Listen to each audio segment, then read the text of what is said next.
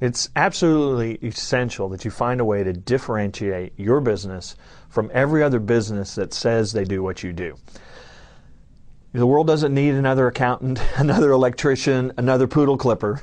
There's enough of those to go around. However, if you started one of those kind of businesses, what the world does need, or maybe what a narrow market segment does need, is another accountant or electrician that does something in a unique way. So it's absolutely essential that you find a way to differentiate your business. And what I have found is that the best way to do that, and because in many cases you do something different than everybody. I mean, you have a special way that you go about business, or you have a special product, or maybe you've discovered an opportunity or an unmet need out there. So it's essential that you're able to wrap that difference in some form of a core message that is going to get my attention, or is going to get a narrowly defined market's attention, and let them understand how you are different. Because if you don't do this, if you don't find a way to differentiate your business, one of the things that's going to happen is, as a prospect goes out there and tries to find that accountant or that electrician, and maybe they're flipping through the phone book, I mean, basically what they're going to do is, if I can't tell how one is different from another, I'm going to call them up and I'm going to say, how much? Right? Because price is now the only way I can differentiate. And you do not, I absolutely beg you, do not try to compete on price, because I guarantee you there will always be somebody willing to go out of business faster than you. So price is a terrible place to compete. And one of the ways that you get out of that, one of the ways you eliminate price competition, is to have a unique approach. And maybe it's that you serve a very narrow target market that nobody else serves. Maybe instead of being a financial planner who just wants to serve anybody who has money's needs, you're a financial planner who specializes in serving people who have recently sold their business, because they have unique needs and they have unique challenges. And if they can understand that you specialize in that, well, then you're going to be the provider of choice, and all of a sudden price goes down the list of questions. So one of the great the ways that I try to help people find how they're different, because in a lot of cases, if you ask the typical small business owner, they really can't tell you. They provide great service, fair pricing, all the stuff that everybody does or says they do. Well, those of course are just expectations.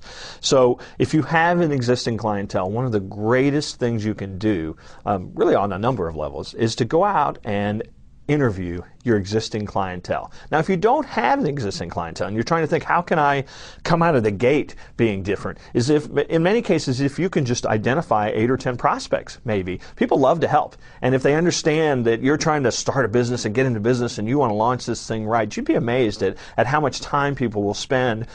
Maybe you join a chamber or something like that, and you interview some of those folks. And what you want to find is, in your existing clientele, why'd you hire us in the first place? Why do you stick with us? What do we do that's unique, that you really value? Now, one of the things I'm going to prepare you right now if you do this, one of the things you're going to discover is it's not always the same things that you think. That your clients, in many cases, really appreciate some of the little things that you just do because you thought everybody did that. That's how your mom taught you to treat people. Well, the good news is not everybody does do that. So in many cases, the little things can be your great place to differentiate. I worked with a remodeling contractor one time, very upscale work they did, and they promoted their quality craftsmanship, and that was their flagship. And so we said, well, let's go out and interview some of these clients. We went out and interviewed them. Well, to a person, they said, well, yeah, they do great work, but we knew they would. What we really love is at the end of every day, they clean up the job site. It was hard to even know they were there except that some work was done, and that's what we really love. And so all of a sudden, the light came on for these folks that they were serving very upscale market. Well, what these folks in this upscale market really appreciated was not only the end product, but how they got there. What they did was absolutely as important as the end product. And so consequently, they changed their entire core message to be about how they worked, as opposed to just, we build these great, $300,000 kitchens. And it made a huge difference for them, just changing that message. So here's your action step for this. One of the things I would tell you to do, I'm going to give you 3 things actually, is if you have existing clientele, go out and conduct these interviews and listen very carefully. Don't let them just say, oh, you provide great service. You know, dig deeper. What's that look like to you? Or when did we? Give me an example. I mean, really dig deep.